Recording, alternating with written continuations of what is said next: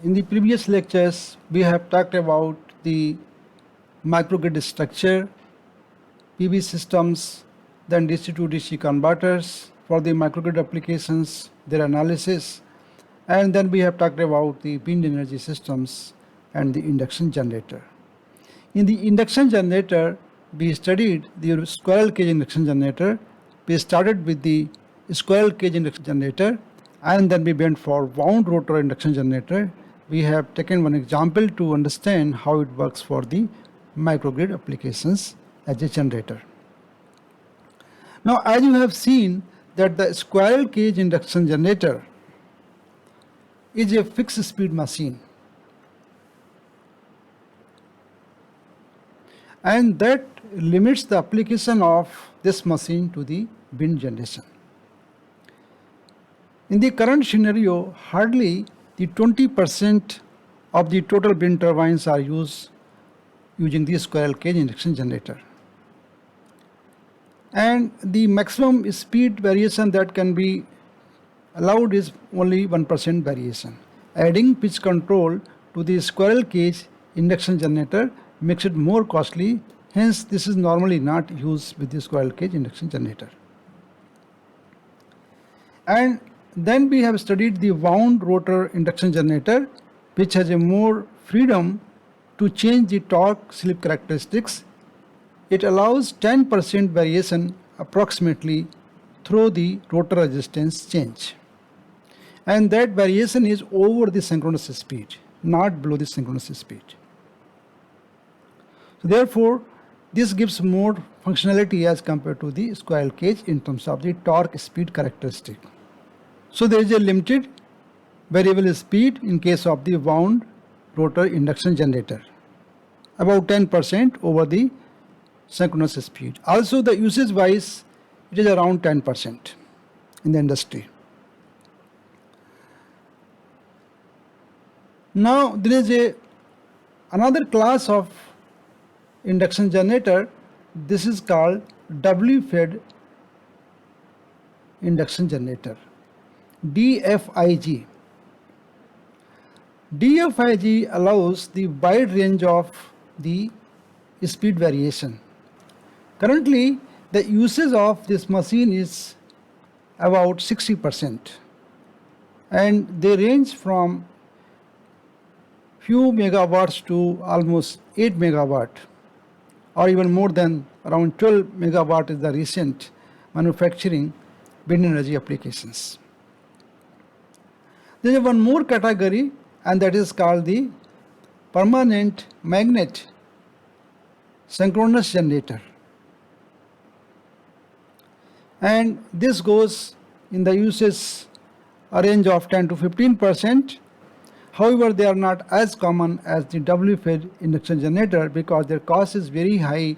They use the permanent magnets which are made of the rare materials which are very expensive, and also their strength decreases with time.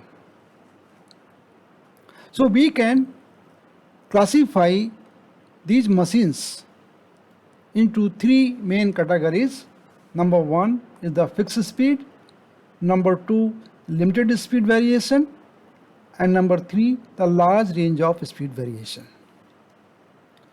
In the fixed speed one, squirrel cage induction generator is used, the first one, and in case of the limited speed variation, wound rotor induction generator is used, which gives around 10% speed variation over the synchronous speed with the help of changing the rotor resistance. And then the large range of speed variation is achieved in case of the Dfig and the PMSG.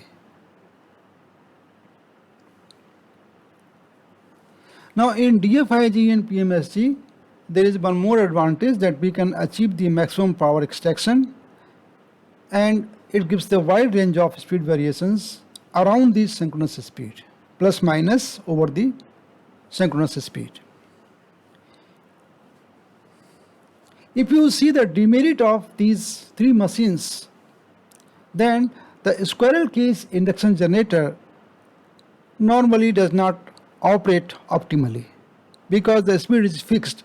Now if the speed is more or less than the synchronous speed or than the supply frequency of the grid, then we have to take it off from the grid. Also, it needs the external reactive power from the grid to operate. In case of wound rotor, the demerit is that the speed variation depends upon the size of the variable rotor resistance. So you have to design the circuitry or the rotor circuit accordingly so that you get enough the range of the speed. The power, the control power that you suppose you want to achieve the optimal characteristic of torque and speed, then the extra power has to be dissipated as a heat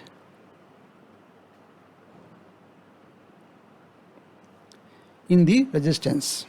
Wound rotor induction generator also needs the reactive power for its operation because anyway it's an induction generator machine, it will always need the reactive power. In case of Dfig and the PMSG, of course we have slightly complicated control system but and the high cost. However, its variation is quite flexible and it gives wide range of the operation of the over the wind speed. It also has expensive permanent magnets. As I said, they are made of the rare materials and also their strength decreases with time. So these are the relative merit and demerits of these three important generator units which are used for microgrid applications. So in this lecture we will focus on the doubly fed induction generator, which is most widely used in microgrid applications nowadays. If you look the schematic of the doubly fed induction generator machine, it is shown here.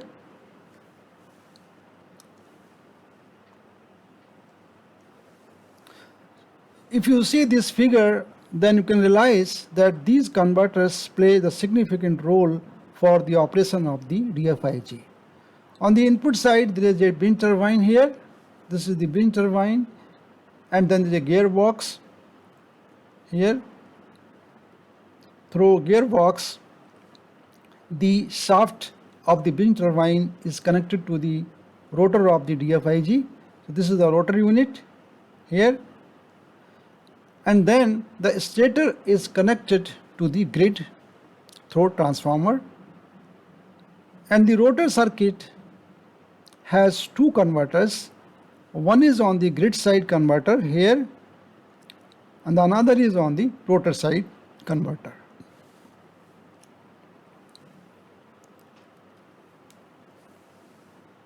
And in between there is a DC link here which supports the DC voltage for the operation of the two converters. Now the rotor terminals are taken out with the help of the slip rings here to the rotor side converter. Then there is a DC link. Then there is another converter which is called grid side converter, this one. Then through interface inductors they are connected back to the stator side. There is a transformer, then there is a power grid. The transformer is required because the generation of the output voltage from the Dfig is in the range of something around 690 volt to maximum up to 1000 volts. And this side, if there is a 33 kilovolt, then we need transformer. Transformer is therefore to isolate the whole system with the grid as well as to step up the voltage suitable to the grid side voltage. Now let us try to understand the few things about the Dfig. The first thing, why this is called doubly fed, most of you would have understood it because it is fed from both the sides. It is fed from the stator as well as from the rotor. Fed means basically connected. So both sides it is connected to the power supply, you can say. For example, if you see the stator, it is connected to the grid side, and if you see the rotor, it is connected to the rotor side converter. So basically it is being fed from the rotor as well as the stator. Now in this study, we will assume that both the rotor and the stator windings are star connected, and the grid is ideal, that is, the three-phase voltages are balanced and sinusoidal at fundamental frequency with a constant magnitude of voltage and frequency. So these are important assumptions before we go for the study of the doubly fed induction generator. Now let us look the equivalent circuit of the Dfig in the steady state. On the right hand side, you can see the circuit diagram for Dfig. On the stator side, if you observe, there is a supply Bs. Now this supply comes from the grid. So this point you can say is connected to the grid here, or you can say this is Bg in fact. So Bg is same as Vs, and then this is the input current Is, which goes into the stator winding, okay, like this. The Ls is the leakage inductance of the stator winding, Rs is the stator resistance, and Lm is the mutual inductance between the stator and the rotor circuit. Is come through the mutual flux. So mutual flux that links both the winding has equivalent inductance called Lm, or mutual inductance. Es and Er are the induced EMF. This is the induced EMF on the stator side, and this is the induced EMF on the rotor side. Now the current is being taken here as into the circuit. Normally for induction machine, the rotor current is out of the circuit, but now this is taken into the circuit because it is fed from the rotor circuit as well through the converter. So Br is the applied voltage from the rotor converter, and Ir is the current into the rotor circuit. Lr is the leakage reactance of the rotor winding, and Rr is the rotor resistance. So this current is like this. Now this mutual flux phi links both the winding. So you can see it here. This is the path for the mutual flux. It comes like this. Now it has a linkage with the rotor winding, and it comes back to the stator winding. So this is a common flux that works through the air gap, links both the winding. I have mentioned all important points here which you can study. The stator winding, which is connected to the grid. The rotor winding is connected to the converter. Phi is the mutual flux between the stator and the rotor. Es and IE are the induced EMF on the stator and rotor circuit. Is and IR are the stator and rotor currents. Lm is the mutual inductance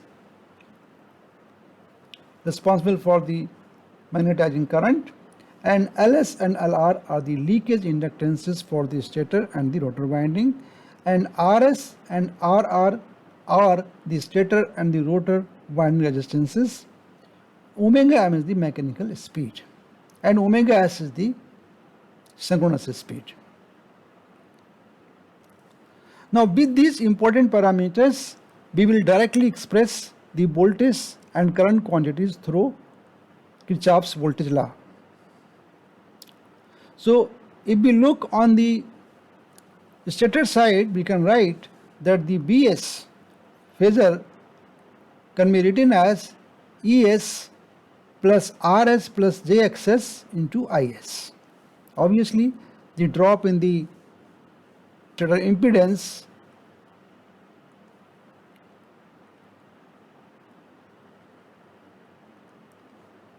into the current flowing into it plus ES, the induced EMF, equals to the applied voltage BS or BG, grid voltage. In the previous study, I have taken this voltage as minus ES, if you remember. So it is actually the way you look.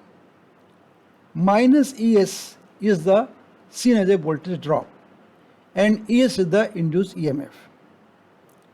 So it depends how do you visualize it. If you see the phasor diagram, we have taken ES and ER on the side of flux. However, when we go for the rotor circuit, we take it minus ES, which becomes B1 dash. So it is just how do you see it. But here it has been taken as a drop. E plus ES is taken as a drop. Okay, so you can assume that this minus sign is being part of this variable. So therefore, BS equals to ES plus RS plus J into 2 omega Fs, because omega is nothing but 2 pi F. So please note here, the XS is nothing but omega into Ls, and omega is nothing but 2 pi into supply frequency Fs into Ls. So we have replaced the XS equals to 2 pi Fs into Ls into Is. So this equation holds for the stator circuit. Similarly, we can write for the rotor side. The rotor side voltage equation is VR equals to ER plus RR plus JXR, the rotor impedance into the rotor current, IR.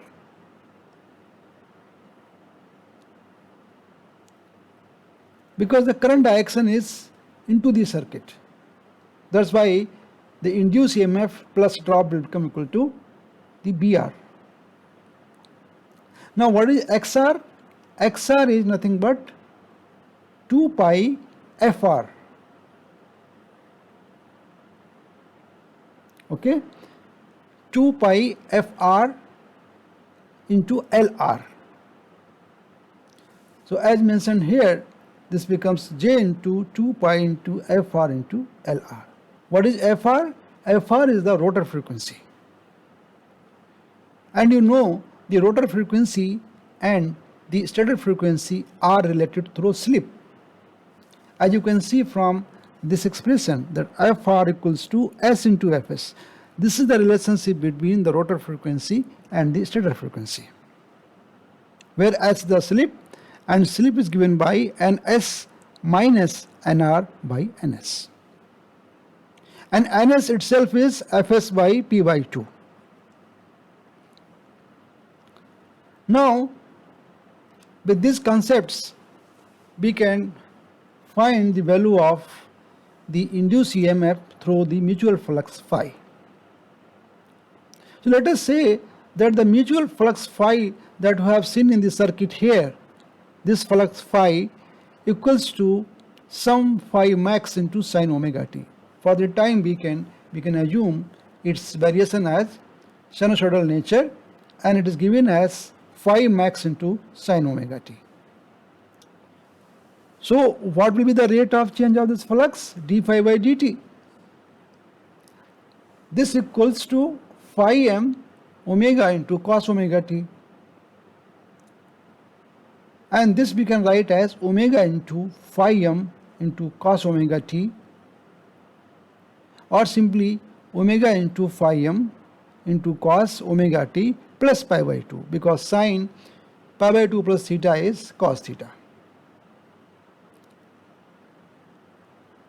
Okay, that means the rate of change of flux is leading by pi by 2 radians or by 90 degree.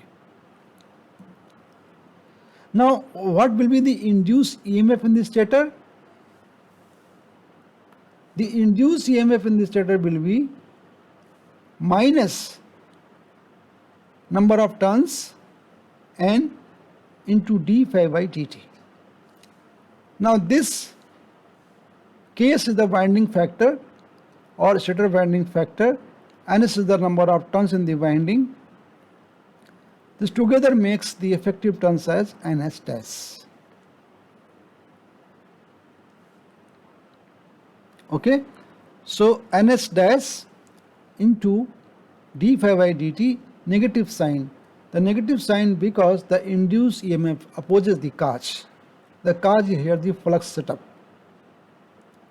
So this becomes minus Ks Ns omega phi m sin omega t plus 90 degree, which we can write as Ns dash, not this, here into omega into phi m sin omega t plus 90 degree. Similarly, we can write for the rotor circuit, that is ER, induced EMF as a function of time, is minus KR NR dφ by dt, because flux is common. So this becomes minus NR dash into omega into phi m into sin omega t plus 90 degree.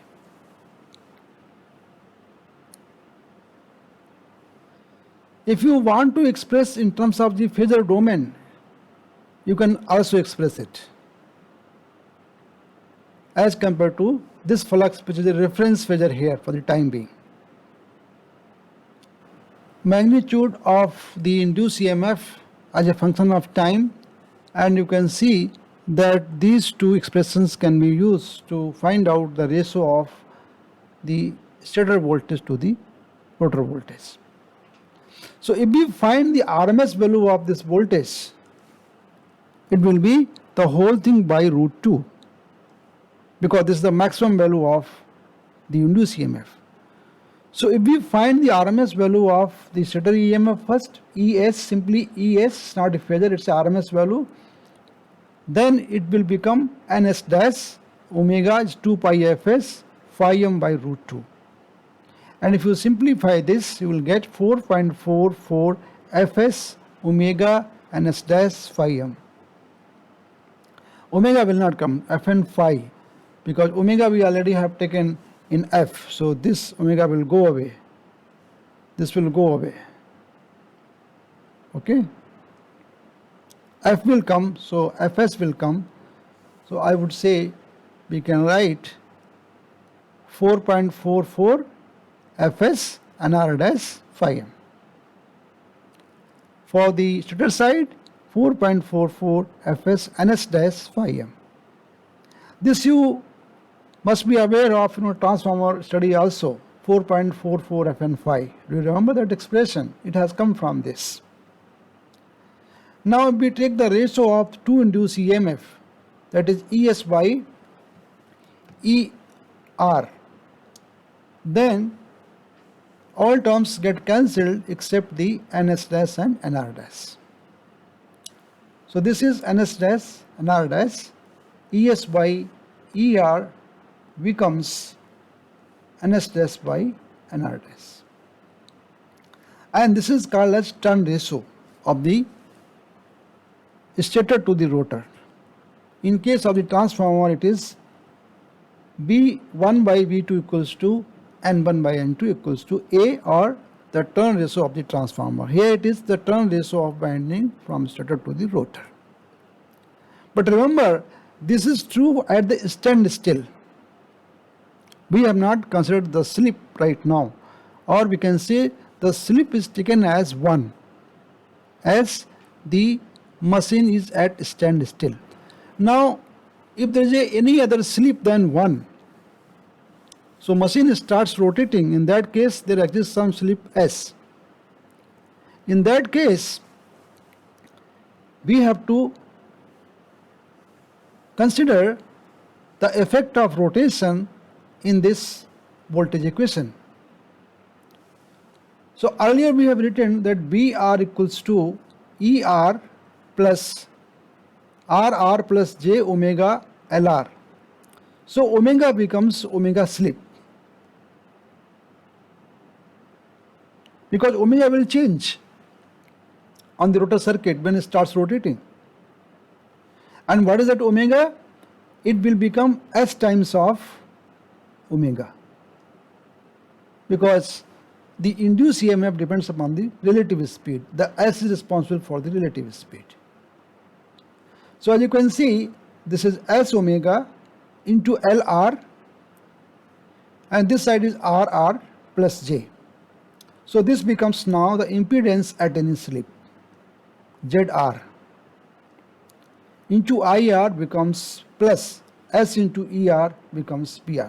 Now this ER becomes S into ER, because at slip S the voltage induced will be S into ER, where ER is the voltage induced at the standstill. Okay, so see the difference which I am using, that standstill voltage is ER and the voltage induced at any slip is S into ER.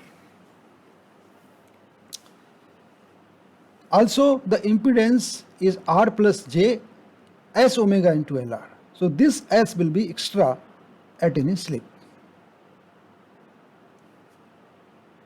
If S equals to 1, then it is previous equation, that is BR equals to ER plus RR plus J omega LR into IR. And when there is a slip, when the rotor starts rotating, then S will be associated with the ER as well as omega. Now when we study any machine or any electrical system, we have to refer quantity on certain reference side. We have to have a quantities referred to one side. So here the rotor side quantities are normally referred to the stator side. We have done these kind of things earlier also, and for transformer you might be knowing how to express the rotor side quantities in terms of the stator side quantities. They are called referred quantities using the prime notation. Using this we can transform the voltage equation referred to the stator side. So how to transform it? Simply replace BR by BR dash here. Now this is transformed to stator side quantities. So you can see BR becomes BR dash, ER becomes ER dash here,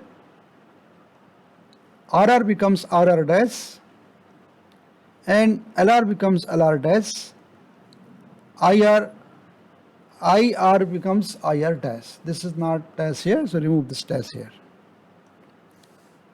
IR becomes IR dash. So this equation now referred to stator.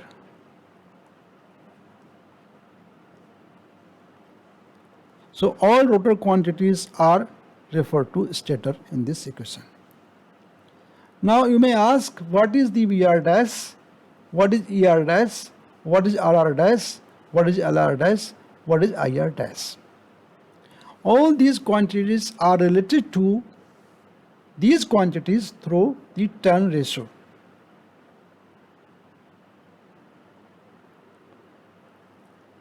So BR dash is nothing but A into BR, because we are going from rotor to stator, N1 by N2 or NS by NR. So A is nothing but here NS dash by NR dash.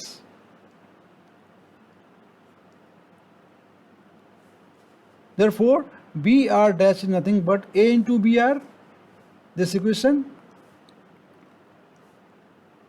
and this is called as rotor voltage referred to the stator.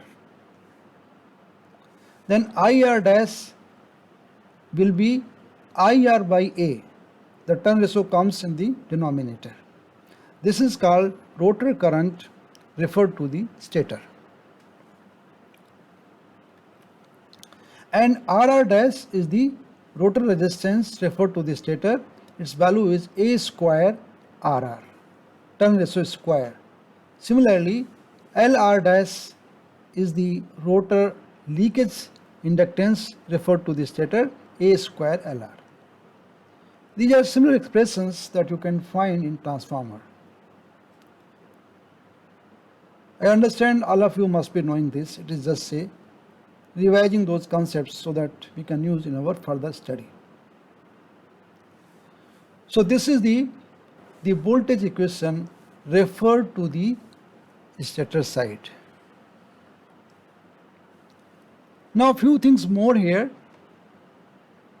that is the relationship between the mutual inductance and the mutual flux.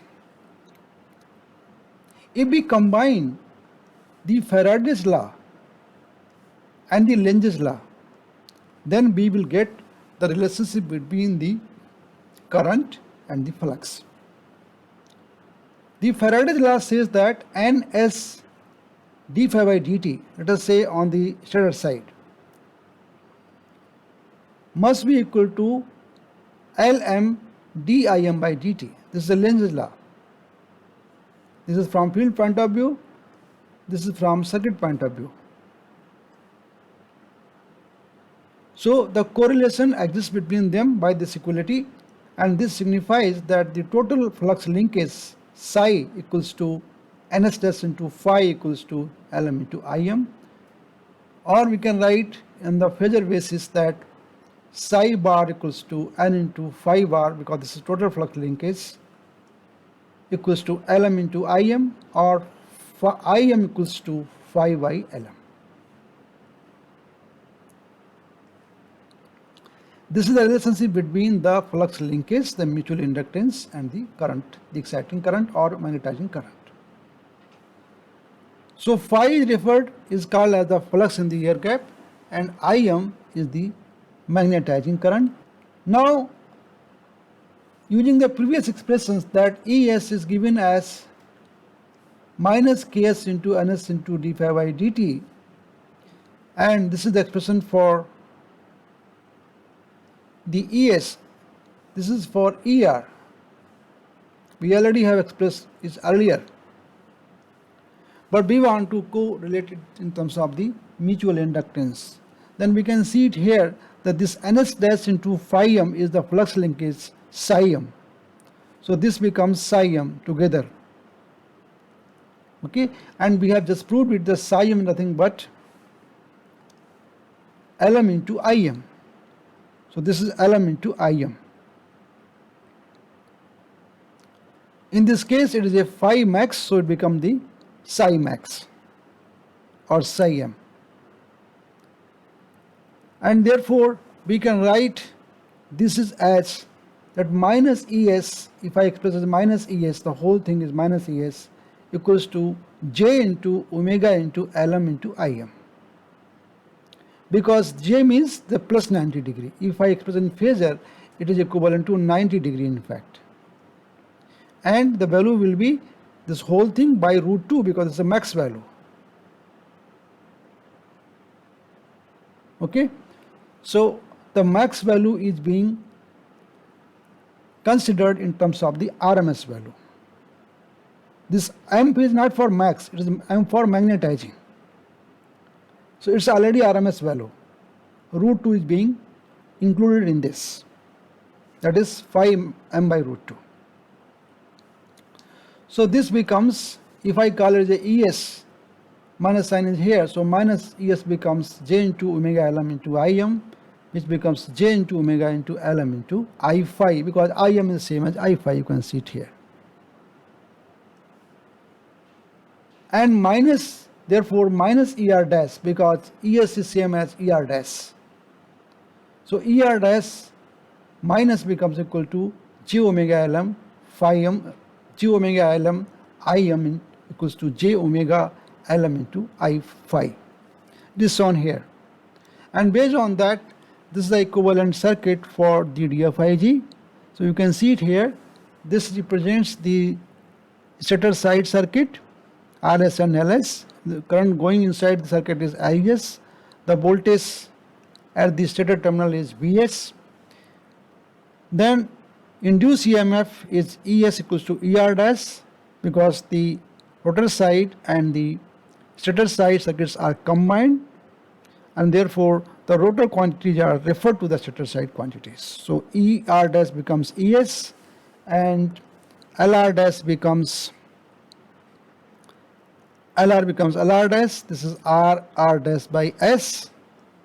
This is IR dash, and this is BR dash by S. Now by S I have taken because we can divide by S in this circuit. So if you look at here, okay, I will divide the expression both these sides by S. So this S will go, this will come here, and this will go, this will come here. So finally the circuit becomes basically this one, and this goes away with this. So stator side voltage is BR dash by S here. This is the induced EMF, and the rotor resistance is RR dash by S and omega LR dash IR. Because the stator handles omega frequency, so we have to correlate with the common frequency. And this is done by dividing by S. So this you can see in the diagram here that there is a BR dash by S. Okay, this part. This is the input voltage for the rotor side, and the rotor resistance becomes RR dash by S. The current going inside the rotor circuit is IR dash. So this is the equivalent circuit for DFIG. Based on this circuit, we will study the power flow in the DFIG in the next class, and see that how these powers have significance to be controlled with the help of the converter, and therefore have more variations in the wind speed to be accommodated for the application of the wind turbine. So based on this circuit study and the development of this equivalent circuit, we will study the power flow in the next class.